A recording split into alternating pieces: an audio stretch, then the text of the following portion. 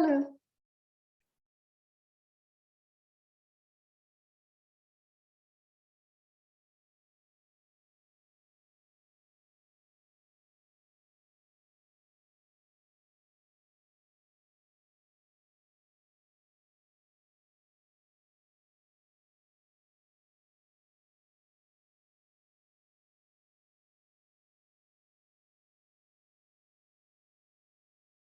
Hi to my early birds.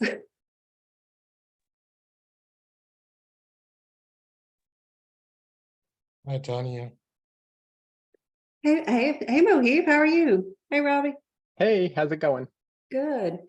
Hey, Mohib, are you going to be going to Global? Yep. Global. Awesome. Who else? Are you Who going? else going? You and Warren? Is Warren is not coming this time. Instead, Vicky is coming and Anita is coming. Okay, cool. So I know y'all have got y'all's. So for y'all on the phone, Mohib is actually with the Wichita. He's on the leadership of the Wichita, Kansas board, and they're going to be having their 25-year anniversary. I wish I could come. I'm like, I would so be there at the Zoo with y'all. That would be a blast. Oh, take a flight and come over and have fun. If only it was that easy to like navigate and do that all the time. So I wish. Yeah. One Everyone of is these days welcome. I'll be the world traveler. You never can tell. So are you going? You and Me and Emily are going to be going. oh, okay, good. I Yeah. will get to see you both again. Yes. You met us both. Yeah. So seeing some familiar faces on here. We're way early. I told Tanya will probably be joining us in a little bit as well. And then we'll probably start with the presentation around 5:40 or so. So we've got a bit of time to chat and visit. So anybody that wants to bring yourself off of mute and say hi. Hi, Hi, Cipriana. How are you? I'm doing well. How's everybody doing? Doing good. So, Good. Hey everybody. hey, Emily. Y'all excuse the Muppet babies in the background. I've got my 2-year-old with me today. Oh, I'm just excited. I'm actually stationary for this one. The other ones I've joined, I've been on the move, and I was like, hey, I'll be in one place I can actually fully, thoroughly enjoy. I was thinking about you too, because I remember you had told me about the cell phone that one time. There might be some I need to backtrack over. And this is just so it'll be recorded and so people will know. Sometimes when we submit the PDUs, we have got to go between who registers on Star Chapter and who actually shows up on Zoom. It tends to be about 60%. But it's always been a challenge when people join from the cell phone and they don't say anything, because we can't identify them in the system. So if y'all ever see that, if y'all are members and y'all know that y'all attended and you didn't get credit other than last month's meeting where people had to self-report, just email and include that phone number and I can research things. Some stuff, as much of an automated world as we're in, there's some things that are really, really challenging to automate and almost impossible, unfortunately. So, I mean, Tanya, you're just our personal automator and keep us spoiled. It just magically appears after. I love you guys already. Hey, I have been meaning to do this, and I wanted to ask you because I get this all the time, and I see it's Tanya, not Tanya, correct? I'm Tanya. You are okay. I Yes. have had it wrong all along, and I totally relate because everybody looks at my name being spelled the same, which on here it's Baton Rouge, but I'm so good. I'm glad I asked that, and I totally meant to ask you that.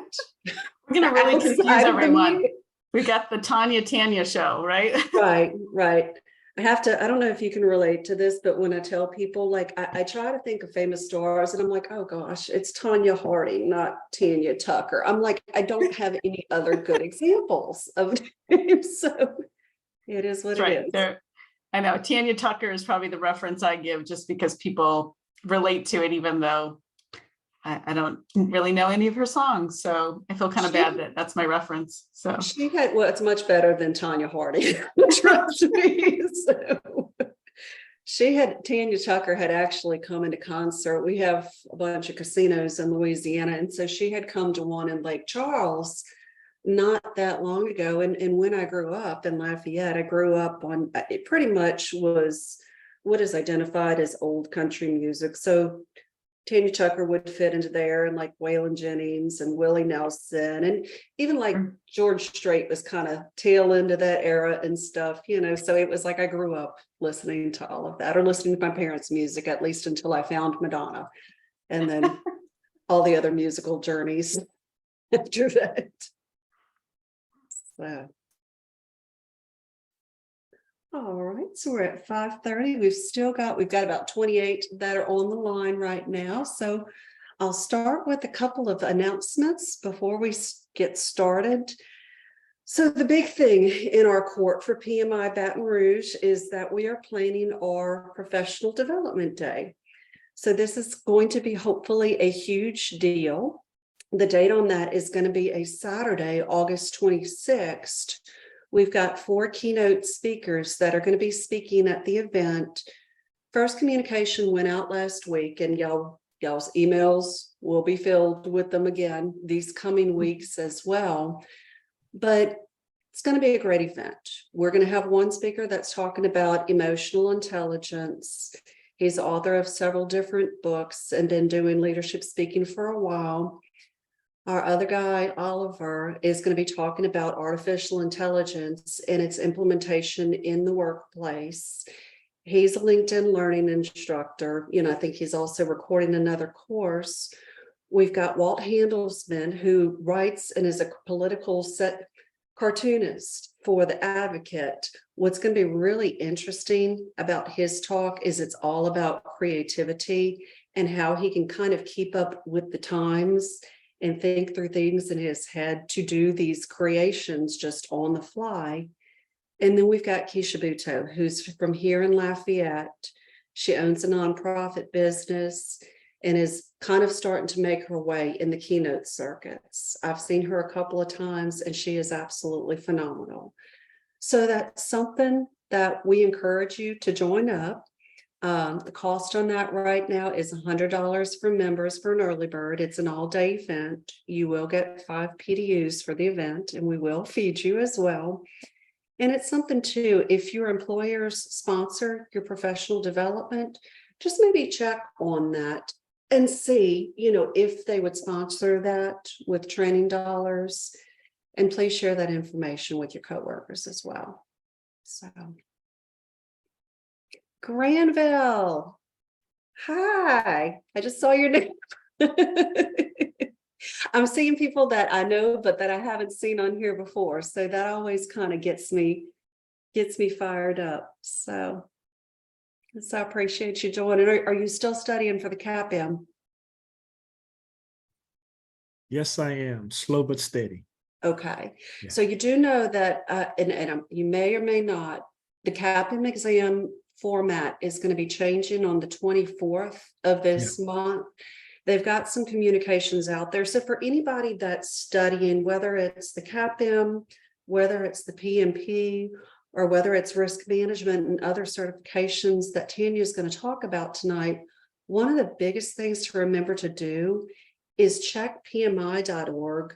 They update things regularly. And reading that content outline to get a good gauge on what you're going to be tested on is just a good plan to do that, because things can shift and change a lot from the point when you start studying it to when you actually take the exam. So, all right, looks like we've got about 46. So got a few more minutes here. I just want to ask the crowd, whether you're taking yourself off of mute, has anybody earned any of their certifications recently?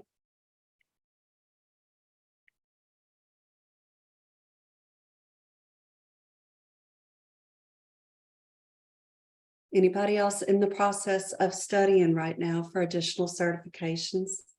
Anna Shaki. Yep. Ashaki earned her portfolio management. So you and Tanya both, y'all are kind of a very select group, because I know that certification doesn't have near as many people that are as certified in it as others. And just even leading in to tonight's presentation, that's something that Tanya and I have talked about. So full disclosure, we had met at Global Summit last year in Las Vegas. We did an offsite adventure on the bus trip where we kind of got to tour, got to know each other and talking on the bus. And she was telling me about her certifications. But for tonight's topic, I had to let her know, I said, I don't know that many people that are studying for the portfolio management because it requires so much extensive experience. You know, and she had to let me know that she was in those shoes at one point, and kind of as she set her sights on additional certifications, how she positioned herself to get the experience needed to even be able to sit and qualify for those exams. You know, so I think it's going to be a great story that she has to tell tonight too. And even people that are struggling on, should I go for CAPM or should I go for PMP? How does my experience actually translate? You know, we'll be sharing some good advice on that tonight. Hi, Ellen. Thank you for joining us tonight. All right, just in interest to kind of respect the fact that I do put out on the communications that it's 5:40. We will give it a few more minutes. So, hi, Andrea. And other announcements, we are having our in-person meeting in Baton Rouge at Portobello's. That's going to be next week. That's going to be next Thursday. And the guy, Albert DuPont, who's speaking for us, has actually worked in broadcasting the Saints and other NFL, you know, sports events. So he's going to go into a little bit of the behind the scenes on what it takes to pull off those kind of events and how you manage things like that are constant chaos and constantly fluctuating and changing. So.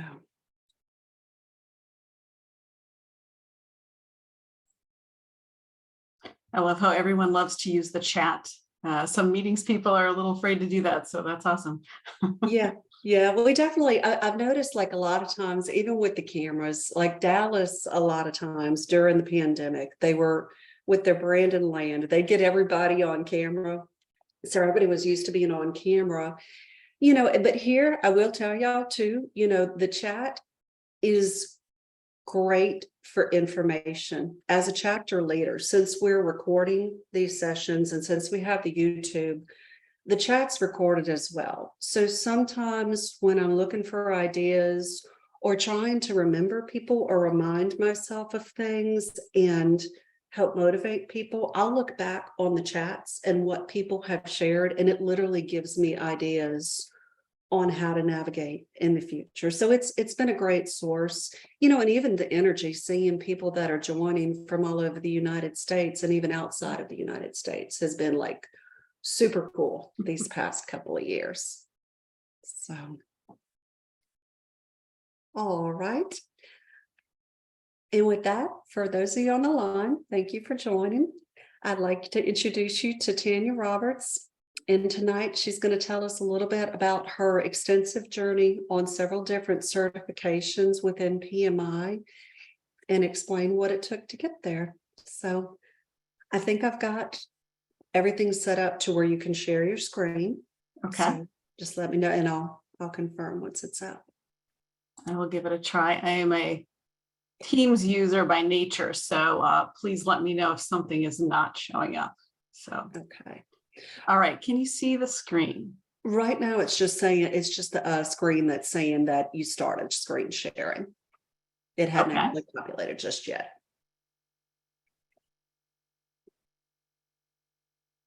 Okay, now I see it. Does it have the title on it? Okay. It does. It does. I'm always a little nervous using a different platform and multiple screens. I understand. So I'm gonna put myself on mute and I'm gonna monitor the chat, but I know, you know, that If you need anything throughout, just call on me and I'll take myself off of mute and I'll help. Okay. Also, quick question. With questions that come through, do you prefer to take them kind of in real time, interactive, or at the end? So there'll be sections where we'll kind of move from one topic to the next. So those might be great opportunities to just see if there's any questions on that area, and then we can move to the next one. So Okay, might that be- sounds great. Okay. Thank you. All right. All right. Well, let's go ahead and get started. Thank you, everyone. And thank you, Tanya, for the invitation. As she said, we met at a conference and just got to talking about how this might be a topic of interest to your chapter. And hopefully we won't confuse you too much. She's Tanya, I'm Tanya. So you've kind of got the Tanya show. And but I'm guessing if you say either, we'll respond. So, all right. Oops. So any good project manager, you have an agenda. So this is the agenda for the next hour. You'll see some bonus material on this agenda that was a little addition to the program that Tanya put out there. So for the most part, we'll start with an introduction. Then we've got a Menti quiz. So if you're not familiar with Menti, let's say have your phone handy. We're going to be going to menti.com, and then I'll give you a code in a little bit. And it's just a great way not only to get to know each other a little bit, maybe the other chapter members and kind of where they're at on this particular topic, but allows kind of for some engagement and maybe where we should spend a little more time in some of the presentation. I found out that Tanya had the ACP certification. So that practitioner certification has been included in this presentation. So I'm going to take a little time to pick her brain on that one, even though that's not a certification that I hold. So I thought that'd be a great bonus for all those of you attending. We will cover the PMP, the risk management certification as well. We'll touch on the micro credentials. If you're not familiar with those have been, there's been a lot of lately a lot of new additions from PMI, and I just find them fascinating. I don't hold any of the micro credentials, but I think the awareness of it will be very helpful to you if that's something you're thinking about. The PFMP certification, that's one I've presented on more so than the other ones. So I'll probably dig in a little deeper on that one, but we'll cover ground for all of these. And then, as I mentioned, we'll stop for questions along the way. So the goal of this time together is really to help articulate not only the career advantages of them, but also give you some practical tips if you're thinking about an application or the exams. I find that each of the certifications is a little bit different. And so kind of knowing what you're walking into can be really helpful. It's also an opportunity to engage and share with each other. I don't have all the answers. And so there may be someone on this call who has been through the process more recently or has some tips for those in attendance. So please speak up or share in the chat if you've got some advice for others. So with that, and most PMI certification or PMI presentations, you have your disclaimer, right? I don't work for PMI. I've been through the process a lot with different certifications, but please consult their website for up-to-date information.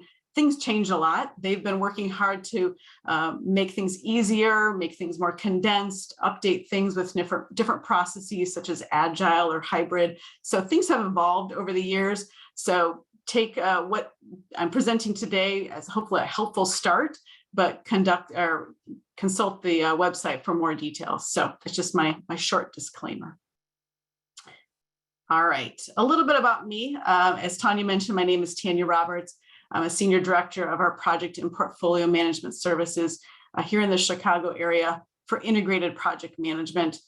We've a company that's been around for 35 years, and it's a management consulting firm, but it's really focused to project management. We execute a lot of big projects for a lot of great companies. So it's been wonderful to work here. Prior to that, I spent 15 years in telecommunications, really kind of cutting my teeth on project management in more technical surroundings with my engineering background. So I've seen a lot of different types of projects over the years and a lot of different ways of doing things. Along the way, I have pursued 3 different certifications from PMI. The first one was the PMP back in 2005. So I feel like I'm aging myself a little bit by showing the date, but let's just be real here. So things have evolved since then. I also have people on my team. One person on my team just recently took the exam last week. So I do have some up-to-date information and some tips how it's evolved over the years. But one of probably my best choices from a career standpoint was getting that one initially. Over years, I moved on to the risk management one for a more specialized approach to certifications and kind of a digging in deep in a specific area. And then more recently, the portfolio management certification in 2021, which is by far the hardest one I've pursued, and happy to have that behind me and completed. I recently presented at the Global Summit, as Tanya mentioned, on the PFMP certification. So that's the one that I really dug in deep. But I've also presented more recently for the PMI Council in our Chicagoland chapter, more so on portfolio topics such as prioritization and other topics related to portfolio management. So if anyone's interested in those, contact me. I think some of them were recorded on YouTube, which I don't love that, but if you want another PDU, you're welcome to watch it. So lots of good material. A little bit about me. I think sometimes sharing about where you work gives a little perspective to those in attendance. I work for Integrated Project Management. So we call ourselves IPM. So PMI, the initials are somewhat close, but very different. We have 7 locations around the country, Chicago being our headquarters. We serve 4 major industries. The primary one is life sciences. So if you think of pharma, med device, those types of projects, very regulated environments, but also consumer products and food products, those types of things. Healthcare is a growing area, and then industrial products. You'll see the services, there's a wide variety, and a lot of these require really great project management skills. So I've loved being part of this company and just really advancing my own skills, but being able to kind of teach the next generation of project managers as well. All right, enough of an introduction there. So we're going to dig into the framework. As we mentioned in the description for today's session, we'll focus to these 3, the PMP, the RMP, and the PFMP. As I mentioned, when I found out Tanya had the ACP, I thought, great, we can now cover all of these distinct areas, these kind of levels of experience. So if you are kind of early in your experience, I think we can cover some thoughts on that first row, and we can kind of work our way down. There's definitely some similarities in the different levels and kind of what's required in the experience. So hopefully that is helpful to you. I've often found that people have been really helpful to me throughout the years in giving me tips. And so I'm hopeful that this is just one way to give back and share with you what I've learned. I think we all need to help each other. There's a lot to learn with these certifications and a lot of sometimes hoops to jump through. So anything I can do to help, definitely here. All right. So I'm going to grab our phones, if you don't mind. I love some engagement. Otherwise, you get to hear me talk for too long. So if you want to grab the QR code there, there's also the code here, and I'll have it up when the slides are sharing. The code is 4773-5354. And I'll leave this up for a second before I switch. Okay, now I'm going to switch. Okay.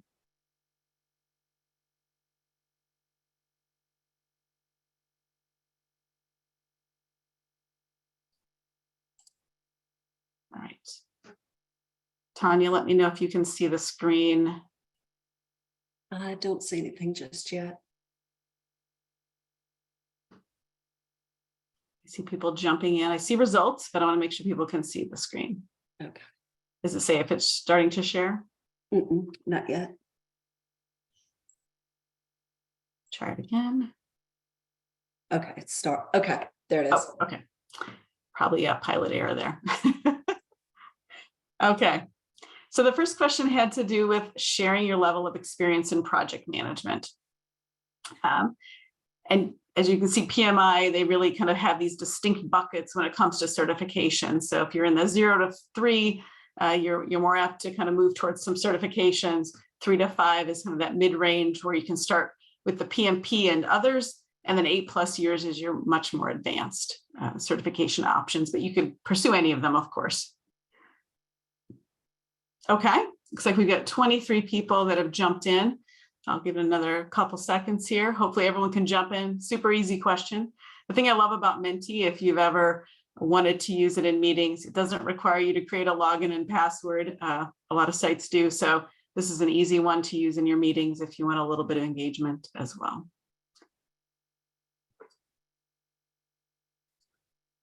All right. Looks like we have a lot of experience on the line. I don't know if Tanya, that surprises you or not, but you got a lot of experienced folks on the line. I know we've got quite a few. We've got Stephen, that somebody had missed the QR code. I don't know if there's a way to go back or just.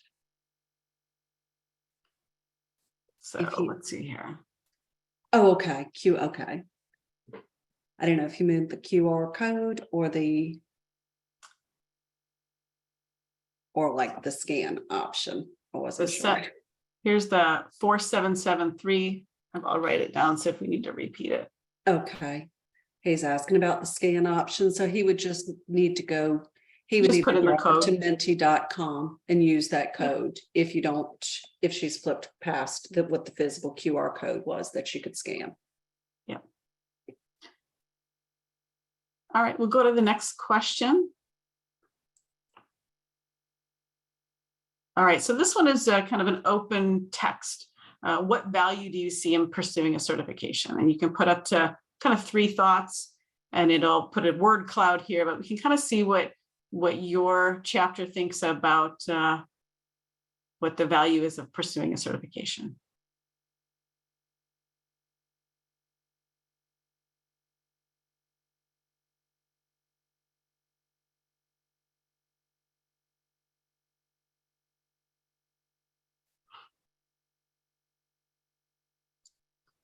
He's getting some good response there. Tanya, hopefully the answers are coming up on the screen. Yes, they are. Great.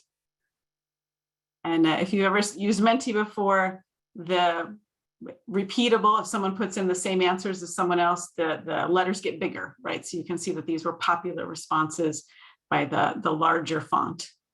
You can see knowledge, credibility, recognition, confidence. Lots of good ones.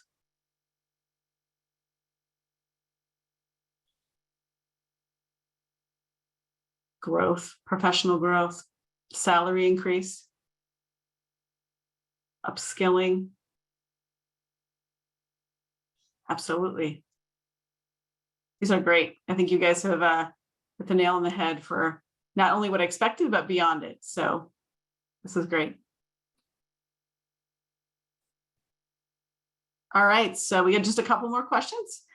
Which PMI certifications do you already have? And I realize this isn't an exhaustive list. There's only so many I can squeeze into the Menti, but this allows us to probably get some of the more popular ones.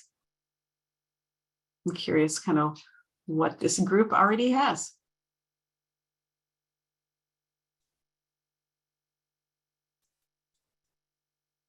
And congrats again to the PFMP holder. That's awesome. Lots of PMPs. Wonderful.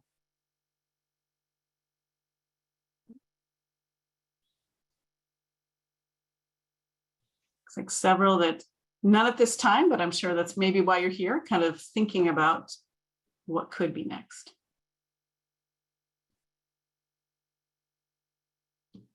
All right. Looks like it's slowing down a bit. We'll go on to the next question. All right, what certifications are you interested in pursuing? So maybe you have that same suite of certifications. Which ones are you like, hey, I really want to get this one. I'm definitely interested in kind of figuring this out. And it's okay if you're not sure.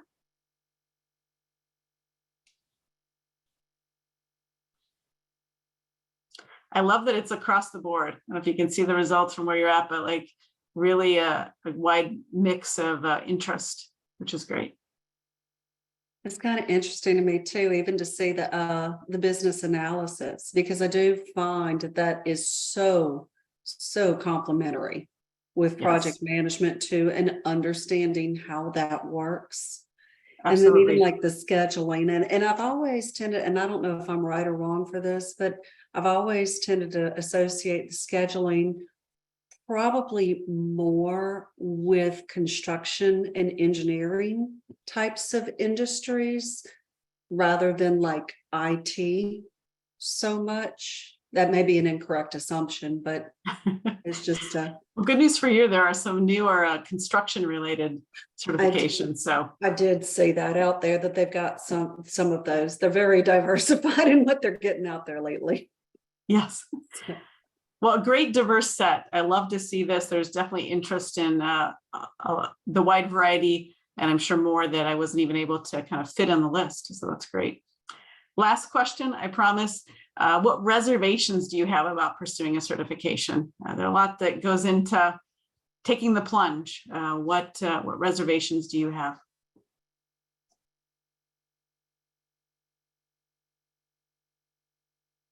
Time and money, time constraints.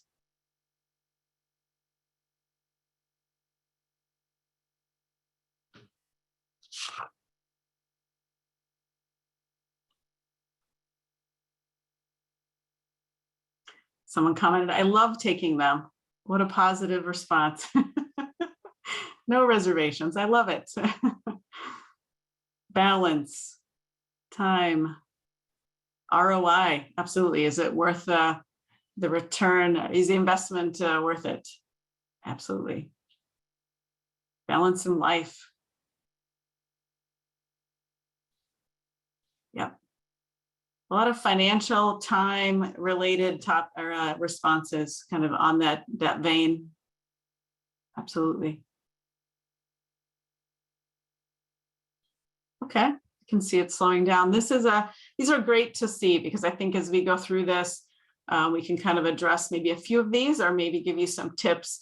I know from a money standpoint, I've always been bold enough to ask my supervisors or management to put these items on my development plan, and therefore they incurred the cost because it helped the business, it helped not only my development, but and I never got a no. And that may not be the case in all businesses, but I think being bold enough to hopefully ask your employer to pay for it because it does benefit them in the end, I think is worth it. So I would say that's maybe my first tip, is giving that a try if you can.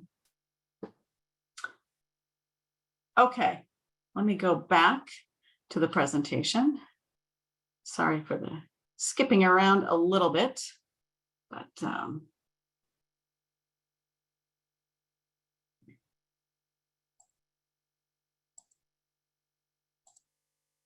okay.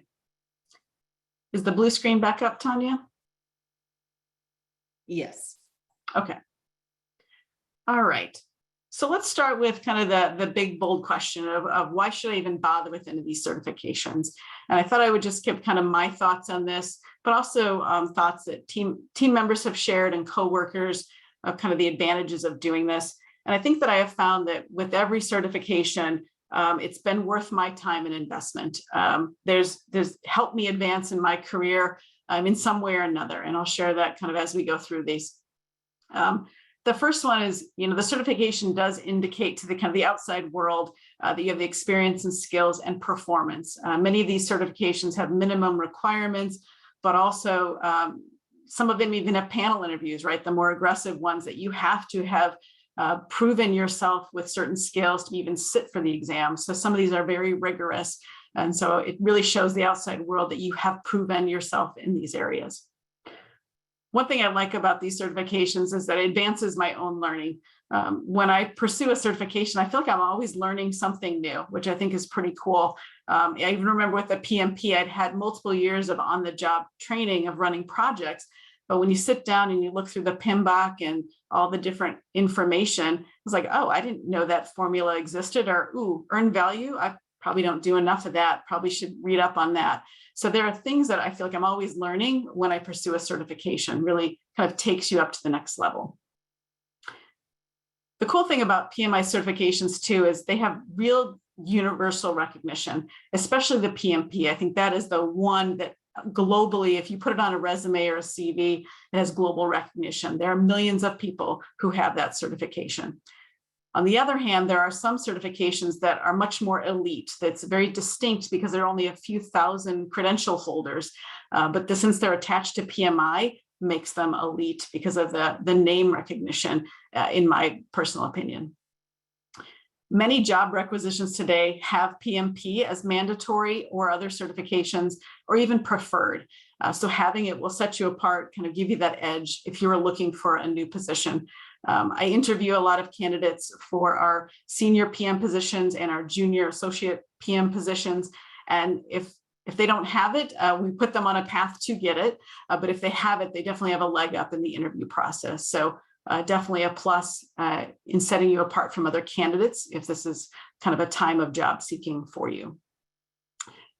One aspect too is there have been opportunities for more visible or more challenging assignments. Once I've been able to achieve some of these certifications, I think it emboldened me to ask for more rigorous assignments, more complex projects, to be able to move in a different direction and learn something new.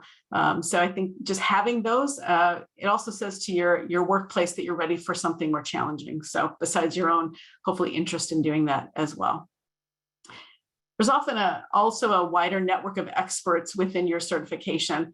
I think whether you're preparing for the exam or whether you have the exam, or excuse me, the certification already, there are networking LinkedIn groups that you can join. If you're interested in the CAPM, right, there's a group that's preparing for the exam and those that already have it. Same for all the other certifications. There's so many wonderful groups and community that you can find yourself surrounded by to help you through the process, but also just kind of network and ask questions for other topics as well. So, all right. So let's begin with the PMI ACP, which is the Agile Certified Practitioner. And we're going to spend about, I say, 10 minutes or so on each of these kind of 4 major certifications. I'll touch on kind of the other ones too, like the micro-credentials. But this is our chance to maybe interview your fearless leader, Tanya. So I'm going to ask her a few questions. And as you may recall, the ACP, the Agile Certified Practitioner, is in that first line for the 0 to 3 years experience. So those may be new to projects or maybe just have a strong interest in Agile. It doesn't necessarily mean that you are brand new to project management by any means. So Tanya, if you don't mind, I'm going to ask you a question of kind of why did you decide to pursue it? What kind of got your wheels turning about even venturing into this certification? So there were several different motivators, and some of them kind of tied in with the timing where I was at the time. So I had gotten my first Agile experience when I lived in Baton Rouge, and I was working on a large project for Department of Health in replacing Medicaid legacy systems. You know, that project changed a lot, but as we went through it for a couple of years, there was definitely contractors coming in. I was picking up different Agile terminology. In 2019, I wound up moving from Baton Rouge to Lafayette. The job that I got in Lafayette was with an automation engineer, and they were utilizing Scrum practices a lot on the projects that we were on. And we wound up reading Jeff Sutherland's book, Done Twice the Work in Half the Time. Mm-hmm. So the exact circumstance that rolled around for me to even ask to take this or decide to take this was PMI had sent out some communications that they were offering. I think it was like $150 or $200 off this particular certification. So I looked at it and I did what you suggested. I asked the employer, and this was in December of 2019, if they'd be willing, to sponsor me for it. And they said yes. So I signed up for it, started the study process. About a month later, in 2020 of January, I was laid off. So my timing kind of changed. COVID rolled around.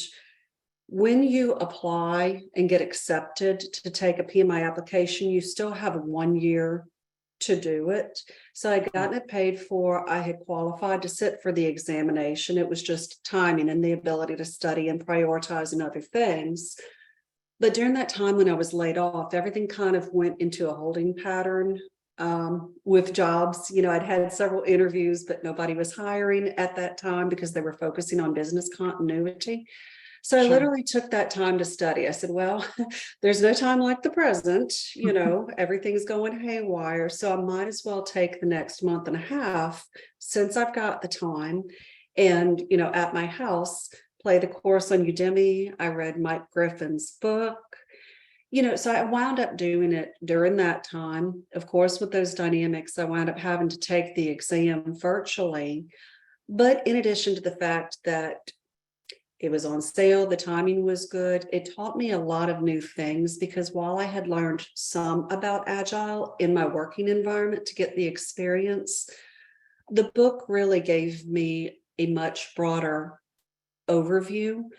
And a couple of years out of that, I realized there's a lot of different certifications. Actually, I'm going to tag Robbie Bird on this and say, Robbie, I had talked to him about doing some research on the many different Agile certifications and flavors that are out there as compared to the PMI brand, because PMP is a Sure. standalone, but Agile is not.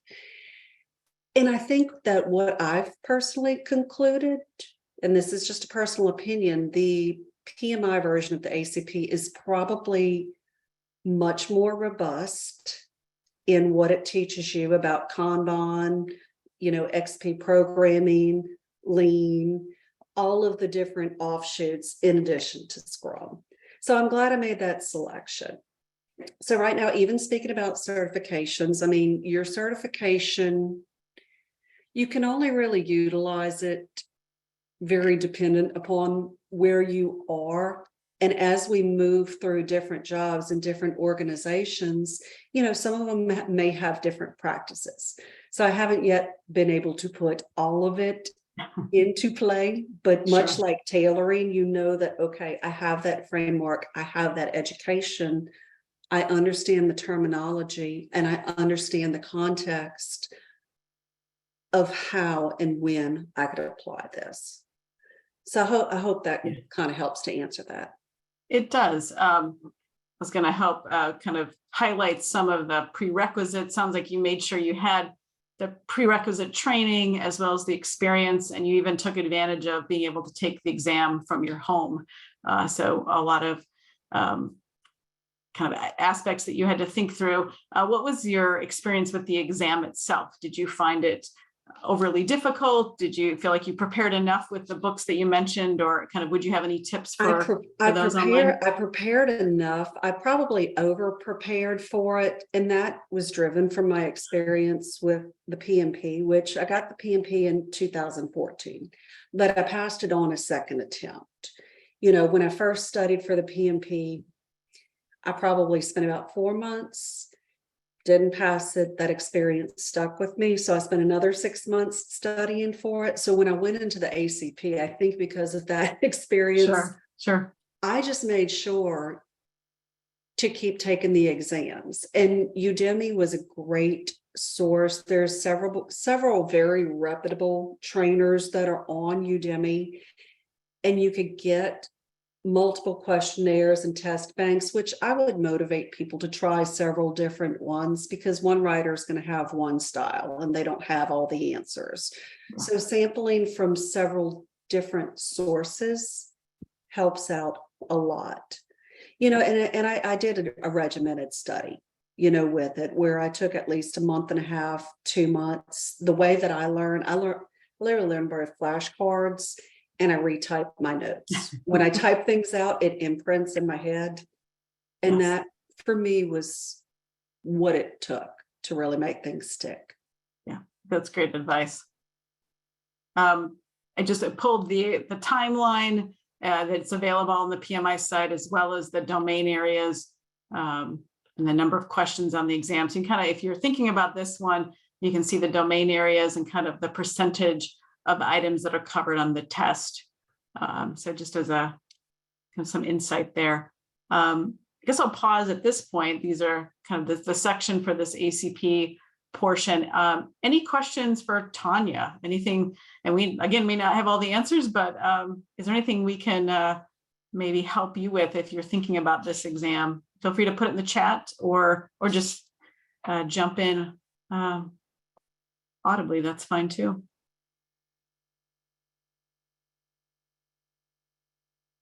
Oh, good. Any questions in the chat, Tanya? Otherwise, I'll go on. No questions. Okay, I guess you covered it well. So, okay. Well, let's go on to the PMP then. Probably the more popular one of all of the certifications. Some highlights about the process and the exam. Things that I love about this one is it was designed by project managers. If you didn't already know that, I think that's a really cool thing. I think oftentimes tests are written by those that aren't practitioners, right? So when project managers design an exam, I think that's pretty cool. It's globally recognized, proves your experience, and it recognizes your skills and knowledge. PMI has also done a lot of research that shows the median salary for PMP holders is 32% higher in the US than those without the certification, and then 16% higher globally. So there's a huge advantage from a salary standpoint, just having this certification. So if that's an area you're hoping to bump up a little bit, this is maybe one way to do it. I mean, nothing is guaranteed, but I think their research shows you have a high likelihood of that happening. There's also 1.2 million people who have this certification worldwide. So it's universally recognized. You will be in great company if you have it. There's also a huge network of people to help you as you prepare. I think that's the great thing about it. The networking groups are huge when it comes to this one because there are so many people that are already certified. When it comes to eligibility, here's kind of the basics of it. If you have a 4-year degree, you need 3 full years of experience leading projects within the past 8 years. They want it to be relevant, right? So if you've had big gaps in your resume, that may not help you, but hopefully it's not too much of a gap. You can still use that last 8 years.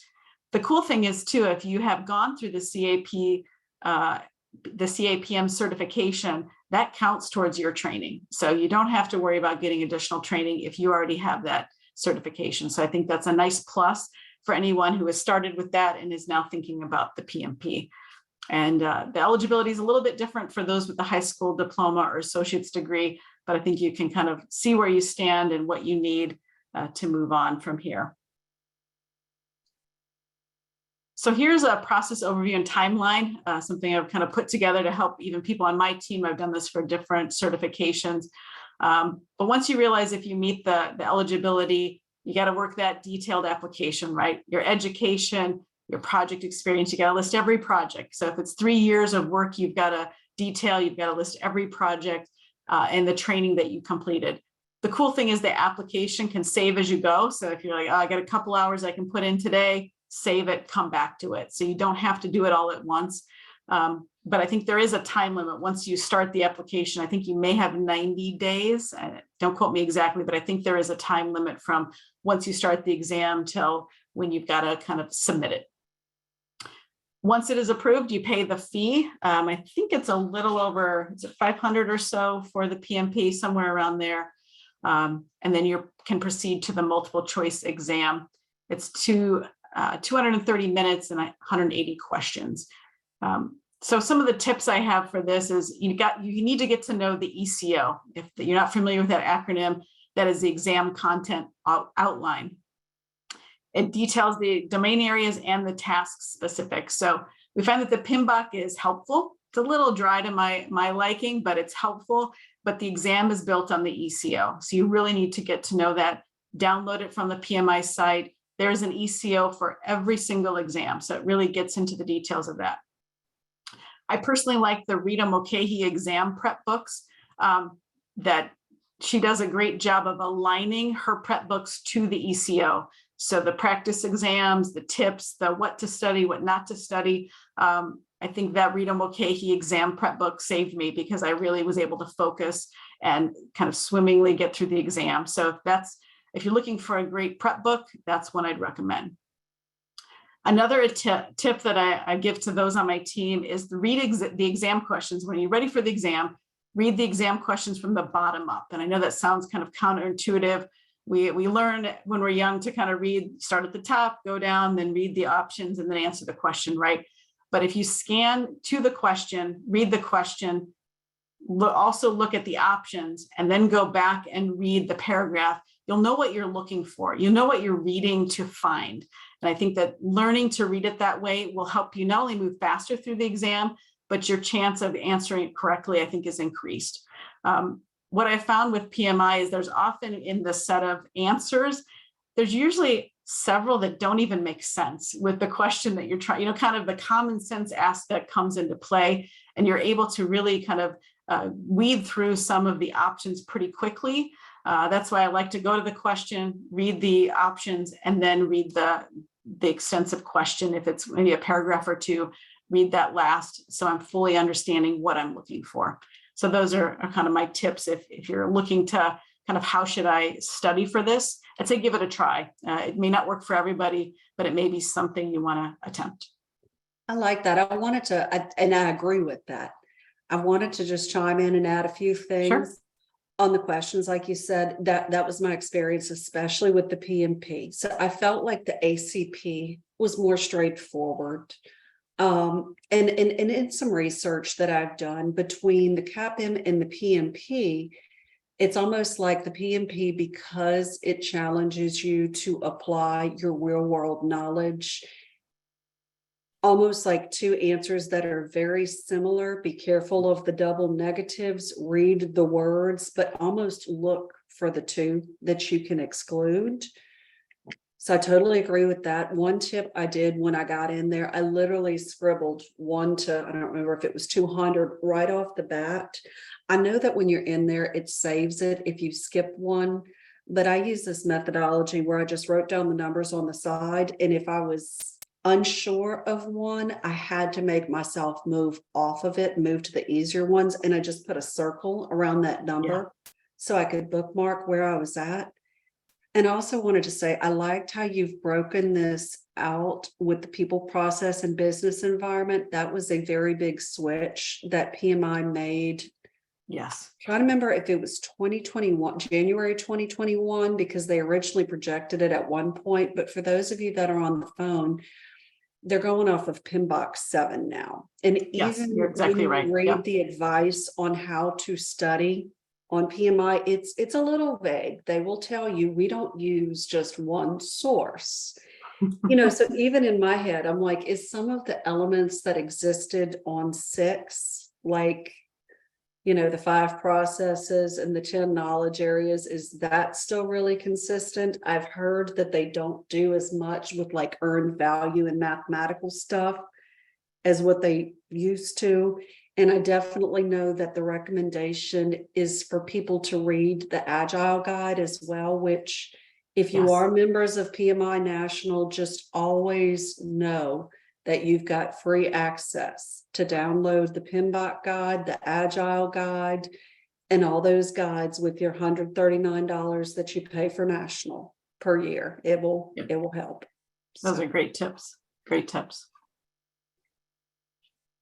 I want to share a few tips too when it comes to the application. So kind of taking it a step back. I know we've talked a little bit about the exam, but taking it back a bit. I think where I've seen people get tripped up in the application and they find themselves in an audit situation is how they have worded their experience. I think it's easy to detail your experience administratively rather than from a leadership viewpoint. So I think that's my first tip. So let's say you want to share that you've documented lessons learned, right? That by itself, okay, that sounds like, oh, great. That's a good skill that you did that. That's wonderful. But that doesn't necessarily share much detail, nor does it share how you were a leader.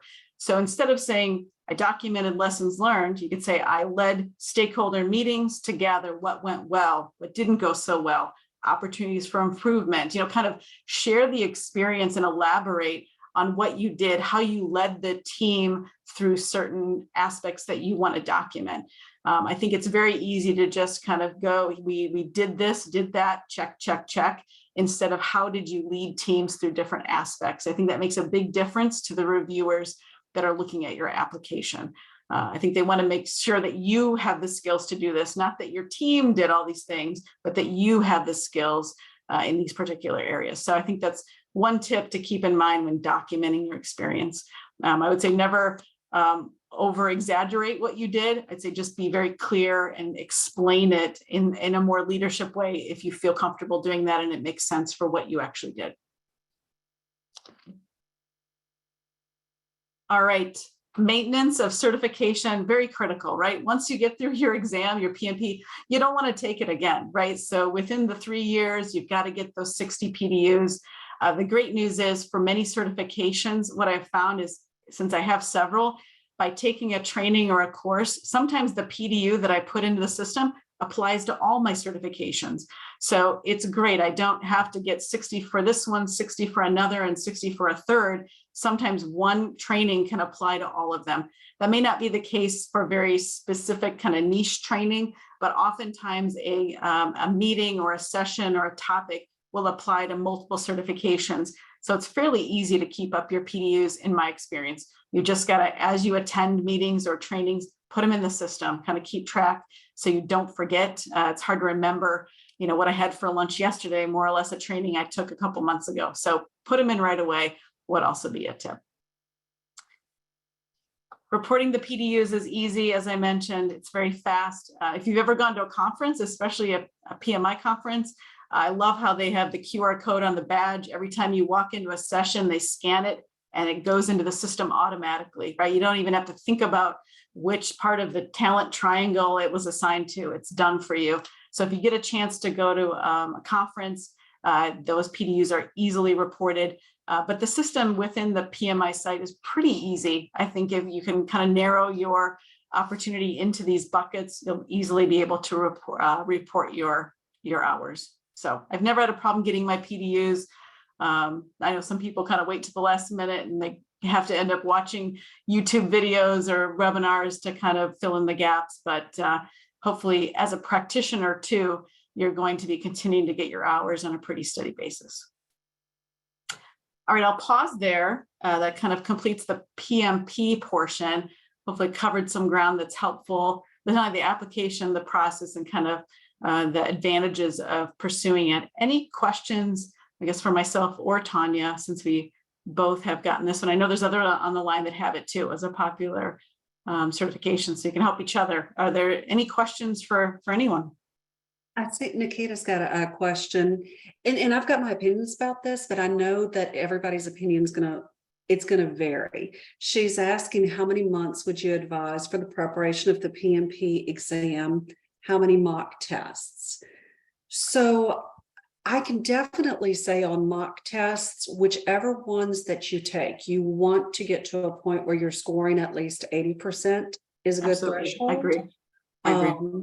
I also would recommend running through the cycle at least twice. Like when I did the mock test, sometimes I just test, I'd go off and I'd go do other things. But then there was at least 2 times that I made myself sit in a spot and simulate the real life thing, even though it was brutal, you know, just to know that you can get through it, you can pay attention, you can focus and not even burn your brain out.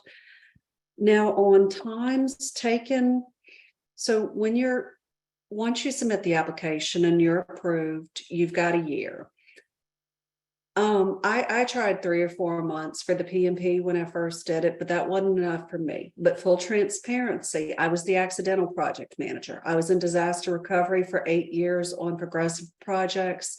I didn't even know that I was doing that. It was somebody that told me that I was, and that I should be looking into this for myself to help benefit myself. Yeah. So a lot of the formalized terminology was very new for me.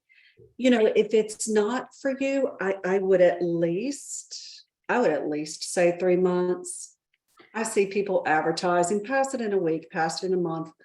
I don't agree with that. I'm not saying it couldn't happen, but I don't think that's the majority of the experience. So it just totally depends upon your schedule, the time that you have to study. But yeah, I would 3 to 6 months. I would agree. I think it's very individualistic, plus your own work-life balance and how much time you can devote. I think the average time that I've seen folks kind of take this on is a good 3 to 4 months, and then they start taking practice exams, I think, to Tanya's point. And if you can pass 2 or 3 at that 80%, you're probably ready. If there are some sticky areas that you keep kind of, maybe it's risk or some specific area that you just like, I keep getting tripped up on this, take some time to dig into those areas and then take another exam would be my recommendation, to just make sure you're fully ready. Right. I also like your recommendation too of kind of simulating yourself in an exam setting. The PMP now has, I think it's 180 questions, but it's 60, then you can take a 10-minute break, then you can do 60 more questions and then a 10-minute break. So if you want to simulate yourself, kind of timing yourself to make sure you can get through all of those questions in the time allotted with a little bit of a break, a stretch break, I think that's a great way to just make sure when you walk in, you're fully ready. I think it's a lot of mental game too, right? Can I do this? Am I ready? So I think those are great recommendations. There's a lot coming through in here too. That's good recommendations. I wanted to pivot to a question from Joy Johnson. Can you recommend any YouTube channels for PDUs? The chapter has a YouTube channel that's on our home site, so if you go to the link, you could view, I think we've got 2 years worth, and I usually provide the claim codes at the end. Other opportunities, I'm gonna see if Tanya knows them. I like Andy Kaufman a lot. Oh, I know yes. Andy Kaufman is affiliated with the Chicagoland chapter, and he does a really interesting podcast where he interviews a lot of book authors, and he's got it set up well. I almost can't remember the People podcast, or I'd have There's to. a PMI podcast. So I'm glad you brought that up, but I think it's run by PMI, but it's called Projectified. And so it's a great podcast to just download. I think there's even weekly podcasts that launch, and you can just listen to them on the ride home and put them on the site. So those are easy ways to get PDUs. Reading a book, attending a presentation, right? There's so many things you can do. YouTube, there's quite a few different chapter meetings and things that you could probably find and watch. I guess you have to be interested in the topic that they're sharing, but a lot of places now post them on YouTube as well. So, and PMI also has a nice section for kind of quick learnings of just aspects that you can either read or watch. So that's a nice option. All right, maybe we should move on to make sure we get through the last two, but hang on to some of those questions. Maybe we'll do some of those. Let's dig into the risk management professional, and then we'll also touch on the micro credentials. So this is in the specialization category, kind of the purple boxes on the website. Lots of options here. If you find something in this area that just intrigues you and you want to really kind of stand out, I think that's why I pursued it to begin with. It was a vital skill that I thought this could really benefit me, not only in running projects, but no one else in my company has the certification. Every business needs to know how to manage risk, and every project does too. But I felt like it was a niche area that I could really learn a lot, but maybe stand out as well. The cool thing about this particular certification is it now includes agile and hybrid environments. And so they've really made it much more relevant. They've also included some enterprise level risk management, which you typically see at the portfolio type certifications. So they've included some enterprise level risk management here, which I think is great. So there's a lot to be learned here and a lot that you can apply to the work you do right away. Here's some of the kind of prerequisites and kind of who should apply when you think about this. The great news is this is another one that you can also take from home. I love that. I wish that was in place when I took it, but that's okay. There's many options for kind of depending on your education level. So you can kind of think through if this applies to you. I think this is probably the one certification that maybe surprised me the most. Of once I had it, the doors that it opened within my company. First of all, since I am the only one that has it in my company, when we were starting to see some IT security threats, our IT department was kind of putting together a governance team. And since risk management is a big part of managing security, I was the first person asked to be on the committee to make sure that we were not only thinking of all the different threats, that we were mitigating them, that we were working through them, and that we were regularly thinking through the new threats, the new risks to our business. And so that was a big opportunity to just apply it right away. Several years later, I think we all know COVID-19. Every company in the world was putting together a task force, right? And our company was very similar. And that's one that really required a lot of good risk management, not only thinking about the health risks to our people, our business risks. We were worried about culture risks. We are a company that cares about our culture and cares about our people and making sure we have a good collective culture. How are we going to do that when we're all remote, right? How do we keep a culture? And so these were risks that we really wanted to make sure we managed and managed well. And not to mention technology, right? Were we all equipped to handle projects remotely? We had been doing some of it, but we hadn't been doing that with all of our projects. So we had quite a shift. And this was one opportunity where I really got to apply this particular certification more so than I ever thought I would. It was, to be honest, a little stressful being asked to lead a major task force for a pandemic for our workplace, but it allowed me to really put what I learned into practice. Here's a little bit about the process for this particular certification. If this interests you, again, you have to document your risk management experience. It's not just project management experience. It has to be within the area of risk management, how you have managed risks for either your projects, or if you were a risk manager, especially if you're in a technical area or IT, sometimes that can really apply because you're managing risks day in and day out. The exam is 150 minutes and 115 questions. And again, you'll want to get to know the ECO, that exam content outline. It really talks through all the different domains and how you can really be prepared for this. Rita Mulcahy has another book for this, Tricks of the Trade, which I like. I think there are probably many other options, but there's just something about how she has worded the preparation that speaks to me and works for me. And then, as Tanya mentioned, kind of getting that 80% on those practice exams, I think that also applies for this one too. So make sure you're practiced and ready so you can really hit the ground running with this particular one. I think the exam costs about $500 or so to take. So you want to make sure you're ready, right? You don't want to have to be taking it too many times. It is a fairly rigorous exam. I found it much more difficult than the PMP just because of the level of depth that you go into in all of these areas. It's really about application and using and applying risk management, not just about what it is and what the steps are. So really make sure you you can apply it and answer the questions in a very kind of applicable way. I So wanted to ask, what kind of education or study did you use to qualify for this one? yeah, so this one, I actually had taken a course at a local university on risk management for project managers. I was just interested in it. And since I think it gave me 18 hours, I thought, well, I'm pretty close to the 30 that I need. And so I found different ways, small courses, different lunch and learns, kind of to fill in the gaps to get to the 30. But they had to be focused to risk management. So Okay. I kind of So did they're a series probably of less trainings. strenuous on that than they might be on the PMP, correct? Because I know with the PMP, like a lot of times, and this is challenging to recommend because I always have people ask about the boot camps, which I tell them brick and mortar is going to cost you more, and it's dependent on whether it's offered in your local area. We're partnered with an authorized training partner called Peak Business Management. We've got that on our website. They do virtual, but then I know that PMI still accepts something called REPs, the registered education providers, Yes. if that's coming through the applicant. Now, as a chapter,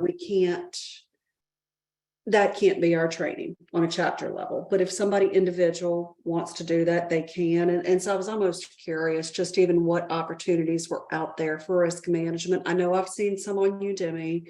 And there's somebody that we're connected with on LinkedIn, a guy named Harry Hall that I think teaches it too. But yeah, I think you do have to be, I think it's good to be careful because I think you want to find a place that's reputable, that PMI would accept. And I think it's got to be within the realm of kind of a rigorous type of training that they would maybe deliver themselves. So I think you've got to be careful about what you pick.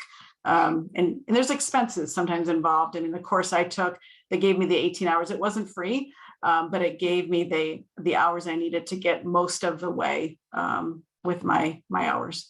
So. I think that's good advice. Just always saying to check with them first, because I have a lot of individuals ask me questions. And if it's somebody I recognize, and I know for sure, I'll let them know, but I'll get outlier questions like there's an 8-hour course at LSU on this, but would it count for 8 of the 35? And I'm like, I don't know, so it's almost going through PMI care, because it's a wild west. Yeah. And I think it's always wise to check with them. They may want to see some, kind of the curriculum and what's being covered. They clearly don't know every course that's being offered at every school or university, right? So or different places that offer courses, but if they can see the content and probably who's providing it, they can probably give you kind of a thumbs up or thumbs down if you're thinking about spending the money doing it. So that would be my advice. Thank you. All right. I want to give a quick nod to the specialization, the micro-credentials. I've just been impressed with how much they've expanded this area. I have not taken the time to pursue these, but I've just been, I'm astounded by the vast options that you have. Within this kind of this purple area, you can see that the three that are still considered certifications, and that would be the risk, the scheduling, and the construction professional in built environments. So those are considered certifications, and they're handled a little differently. The huge list on the bottom is the micro credentials. And so those are handled differently, much easier to qualify for and get, and I'll kind of talk through that. But you can see there's a huge number of options there. Business architect, communication pro, organizational transformation, right? Just a lot of great ways to stand out if these interest you. And they're fairly quick to get. I think many of them with course included and the exam, it's kind of a bundle. It's around $200. And so I think that's a pretty good deal to get that if that's something that interests you. I snagged this slide from a different presentation that I went to with a virtual series, but kind of why micro-credentials. And this was just a slide that I thought was really helpful of, it's fast return on your investment. So if you're looking for something quick, it never expires. You do not need to worry about PDUs. But if you do get training to be able to take this particular exam, that can be used for other certifications, right? So you can help yourself by earning PDUs for other things, but you don't need to keep them for these. And then a digital badge, right? So you can quickly display your skills and share that with others.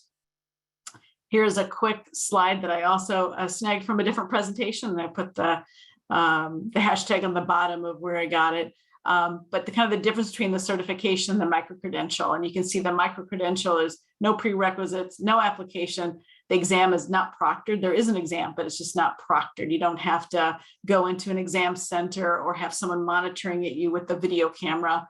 There's no expiration, no renewal, and the course is included with the fee, as I mentioned. So kind of some nice perks if this is something you're thinking about. I have not explored these. I don't know if anybody on the line has. I'd be curious to see if you found it to be an easy path. But anybody explore any of those micro-credentials?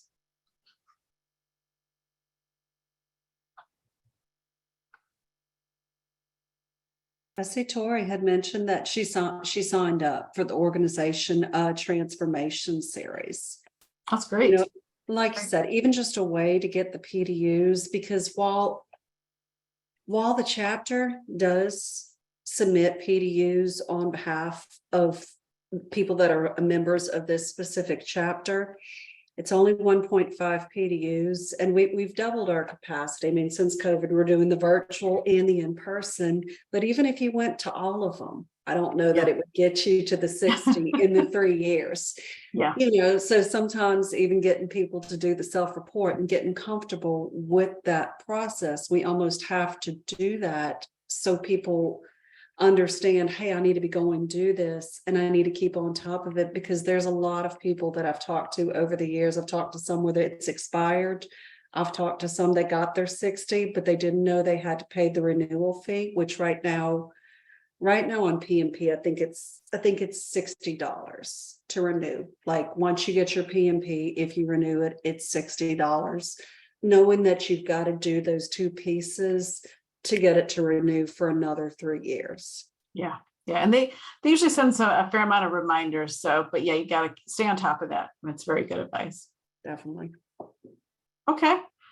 Well, I want to be cautious of your time and respectful of the hour. The last one is the PFMP, and glad to know there's someone on the line who got through that exam as well. But this is more for that 8+ years experience. I know there's plenty of experienced folks on the line, so maybe this is something that interests you. For this one, having been in kind of my career for many, many years, I realized I was kind of at the senior level, practitioner level. And looking at the requirements for this, I was just kind of intrigued about, like, okay, do I have the experience? I think I do, but until you go through kind of looking at your own experience and kind of putting it on paper and putting down the different portfolios maybe that you've been part of, right?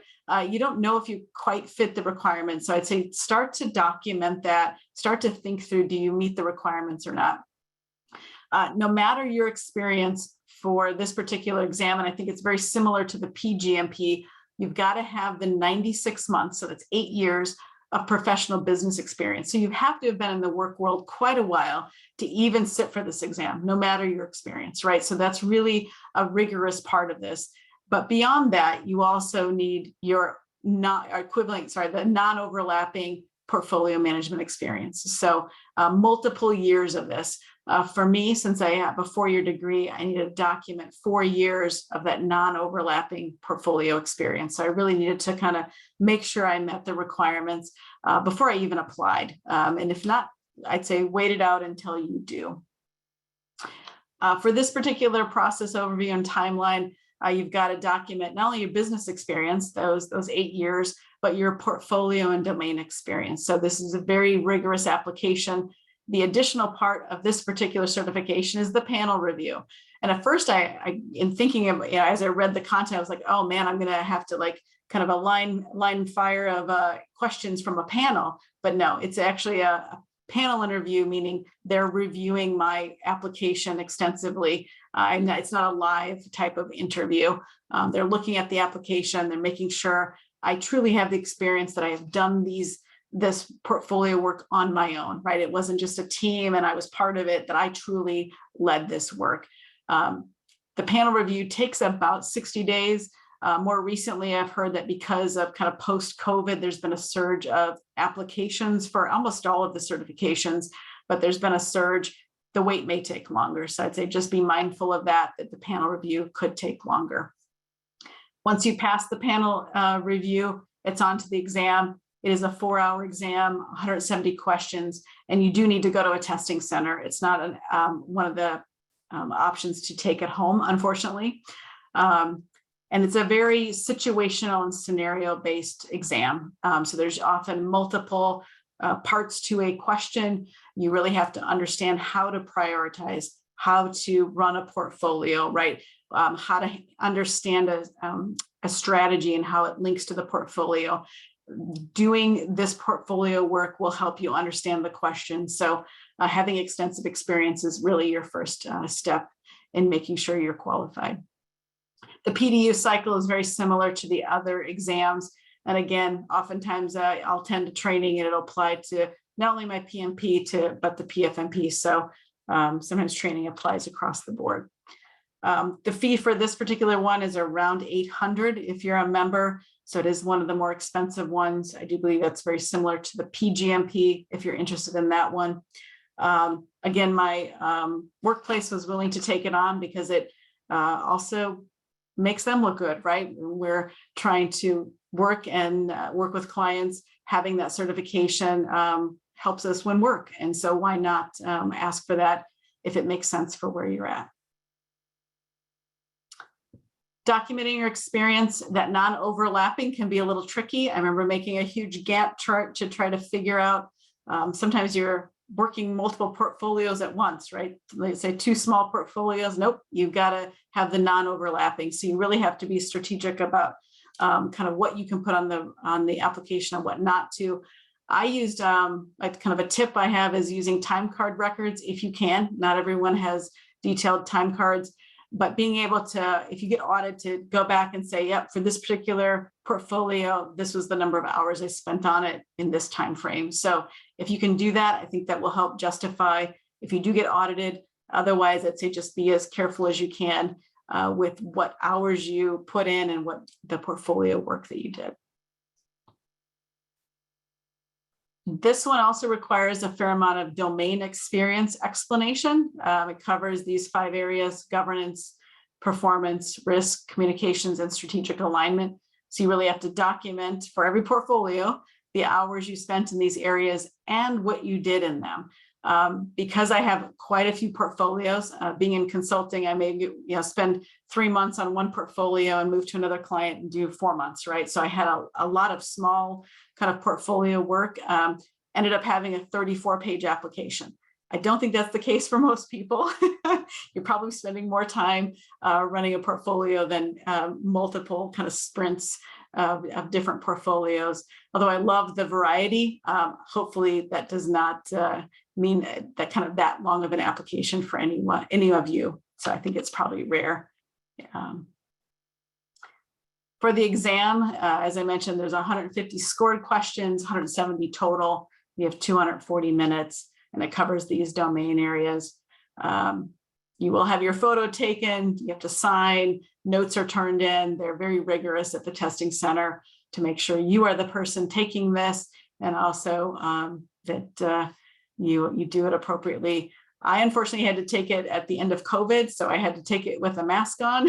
So I remember practicing with a mask. So if unfortunately, if that happens again, I'd say practice, because I think practicing how you think you're going to have to take the exam makes a big difference. So although I didn't love doing that, it prepared me, kind of took away a little bit of the nerves of having to have that on for 4 hours. So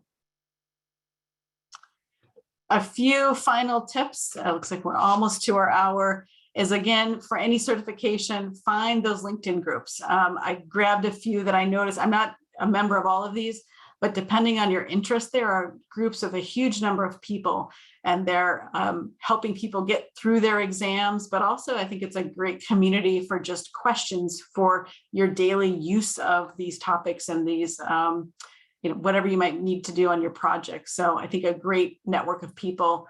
I'd say lean on these folks as you need to. Make sure you celebrate and accomplish. So once you get that badge of honor and you get your certification, post it online. I think it's a great way to not only let the world know you've got these new skills, but if you are looking for a new position, right, people will see it, and hopefully maybe you'll get a few reach outs if that's something that you need to kind of get the word out about your skills. And lastly, since the hour is up, thank you for your time, and thank you, Tanya, for the invitation. Hopefully this has been helpful for those of you kind of pursuing these different certifications. I'd love to stay in touch. This is the QR code to my LinkedIn if you want to kind of continue the conversation. So thank you. Thank you. We still have just a little bit of time left until 7 o'clock, and there were a couple of questions that wound up coming in. So Robbie had asked, can you define portfolio in a real world context versus the PMI definition? And maybe even speak to how the program and the portfolio are different. Yeah, so you kind of have to use some of the PMI definitions, right? Because that's how they decide who's qualified for these different exams. But a program is interrelated projects, right, for a common goal. And they need to be managed as a whole to be a program.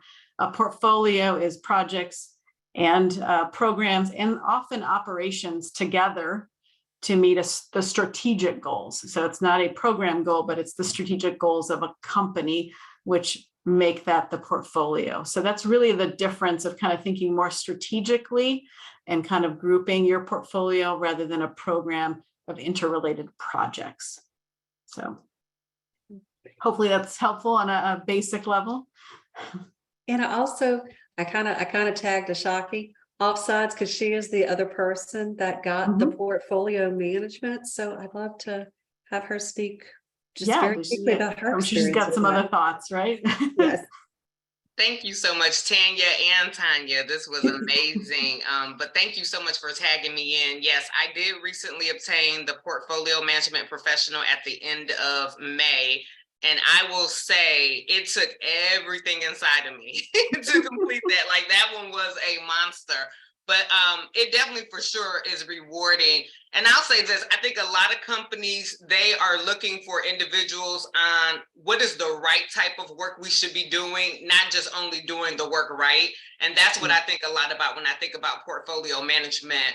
You know, are we selecting the right projects and programs? What is that selection criteria? What's the health of the overall portfolio? How are we measuring it? Capacity, capability? Do we have the right people to actually even fulfill these projects? So that's what really drew me in, because I always was a person who, when I would get assigned a project as a project manager, I would say, why are we doing this? Like, I just had a lot of questions, and it would kind of frustrate the people that I reported to, because they're like, Ashaki, we just need you to deliver and execute. So I kind of just naturally progress into portfolio management. But I think of that as, what's the type of work? What's the right type of work we should be doing? Is this the right work? Are these the right, individuals, the right skill set that's needed? So I just wanted to share that. But thank you so much for letting me chime in.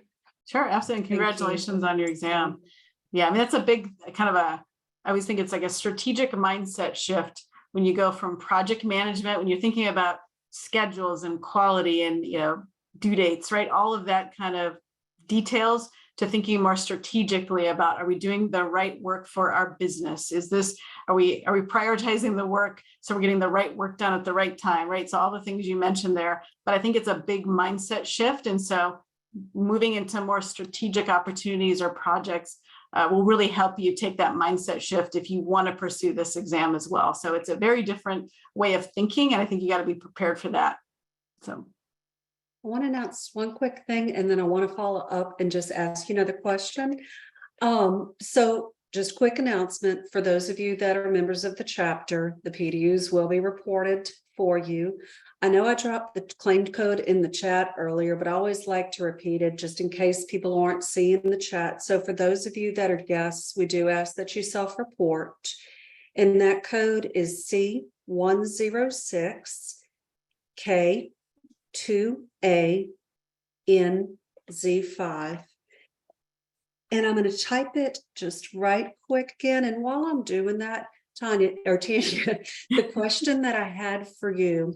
sure. And I know you and I had talked about this before, like a lot of people, even to move into a correct organization to have a shot at getting the experience, people that are maybe working for smaller organizations, how important do you feel that it is to be aligned with an organization that perhaps has a PMO office to shoot for the program management or the portfolio management? Yeah, I think there are many companies that don't have a PMO. They may have a PM function or a PM kind of type of group, and you can still get plenty of experience without a company that has a PMO. So I say don't let that limit you, but I think you do have to be, in my experience, aggressive about raising your hand for the tough stuff, because I think that gives you the experience you need to keep doing tougher and tougher project work, which will help you advance to even tougher certifications or tougher work, more strategic work, right? I think you got to be bold to ask for them. So that would be my advice. I think sometimes it's easy to get comfortable and kind of do what you know, do what you're comfortable with. But I think we got to keep advancing and keep asking for the tough stuff if possible. And if that's not available, then that'd probably be my cue to maybe go somewhere else.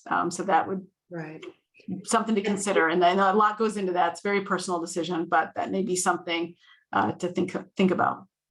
And I love what you say about sharing on LinkedIn. And I know a lot of us in this group are good at it too, but it really is a motivation trigger. And even somebody I know that is here tonight that I've known for years, but we hadn't talked in years, sees the activity on LinkedIn. Sometimes your posts or your energy or your certifications or your motivation, anything of that can catch people's attention at the right moment and help to motivate them on a different path. I mean, I think we've been out of the pandemic for a while, but I still think we're in a great state of change with a lot of layoffs, a lot of different things going on.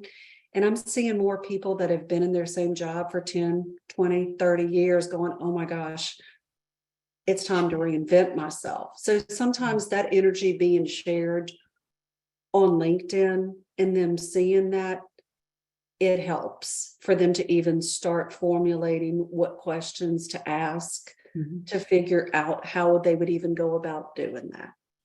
Yeah, that's great advice. Yeah, absolutely. I think the networking is big. I think especially at conferences, if you have a chance to, it doesn't have to be PMI conferences, but I think different conferences, there's so many networking opportunities, meeting new people, shaking people's hands, right? I think that goes a long way to making connections if you are looking for new paths. So I'd say definitely don't ignore that. And I will mention, like, the PMI Global Summit, that's coming up at the end of October. I did want all of you on the phone to know that's open to anybody in the profession that wants to go. That's not just specific to board volunteers or board leaders.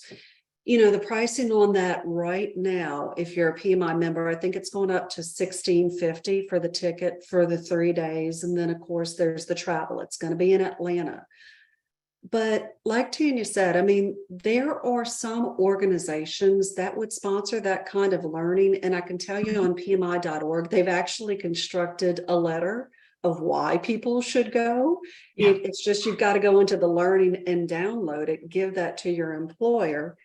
And while I'm promoting the national event, I'm going to promote the August 26th local to Baton Rouge that costs $100 for members through July 21st to see 4 keynote speakers and spend, you know, it's from 10 o'clock till about 4 o'clock. So even if people are on the phone that are in New Orleans, Slidell, I'm in Lafayette, you're coming from Lafayette, you've still got time to get there in the morning, to be sitting in that room for 10 o'clock without having to wake up at 5 o'clock on your Saturday morning.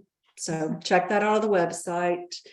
Emily will be posting more on LinkedIn tomorrow. We'll be sharing that out on our pages, ask you to reshare, and I'll be sending the communications tomorrow morning.